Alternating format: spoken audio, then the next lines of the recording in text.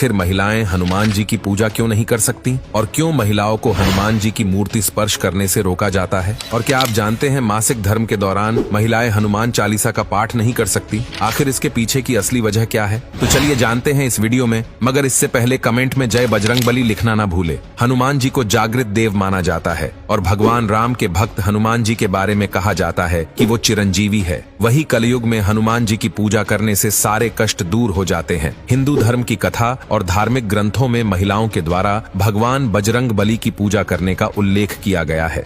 लेकिन कुछ लोगों के अनुसार महिलाओं को हनुमान जी की पूजा नहीं करनी चाहिए, लेकिन ऐसा किसी ग्रंथ में उल्लेखित नहीं किया गया है। लेकिन फिर भी ये सवाल होता है कि महिलाओं को हनुमान जी की पूजा करनी चाहिए कि नहीं और क्या कुछ नियम है इसके। तो आपको बता दें कि प्रचलित मान्यता के अनुसार महिलाओं को हनुमान जी की मूर्ति छूने की मनाही होती है। धार्मिक ग्रंथों में वर्णन मिलता है कि हनुमान जी बाल ब्रह्मचारी है और इसी वजह से मान लिया गया है कि महिलाएं हनुमान जी की पूजा नहीं कर सकती, जबकि महिलाएं हनुमान जी की पूजा दूर से कर सकती हैं, वो भी उनकी मूर्ति को स्पर्श किए बिना। जिस तरह महिलाओं को पीरियड्स के टाइम व्रत करने के लिए मना किया जाता है, उसी तरह महिलाओं को पीरियड्स के टाइम हनुमान चालीसा का पाठ करने की मनाही होती है। इस दौरान अगर महिला को हनुमान चालीसा याद भी है, तब भी उन्हें वो पढ़ने की इजाजत नहीं होती। कहा जाता है कि ऐसे समय पर महिलाओं को भगवान हनुमान जी को याद नहीं करना चाहिए, वरना भगवान नाराज हो जाते हैं। धार्मिक मान्यताओं के अनुसार कलयुग के देवता कहे जाने वाले पवन पुत्र हनुमान जी के सामने कोई भी महिला सिर नहीं झुका सकती,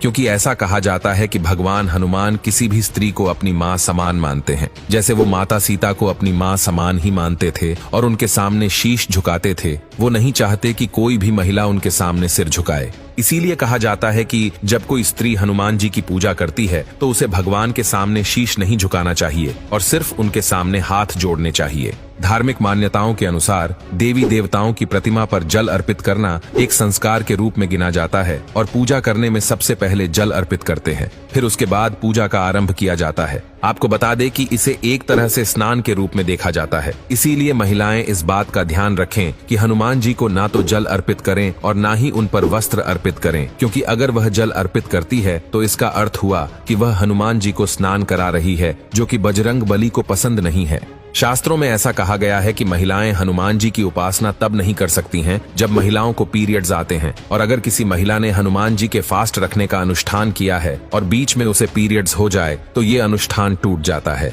इसीलिए महिलाओं को हनुमान जी का व्रत रखने के लिए इस वक्त मना किया जाता है।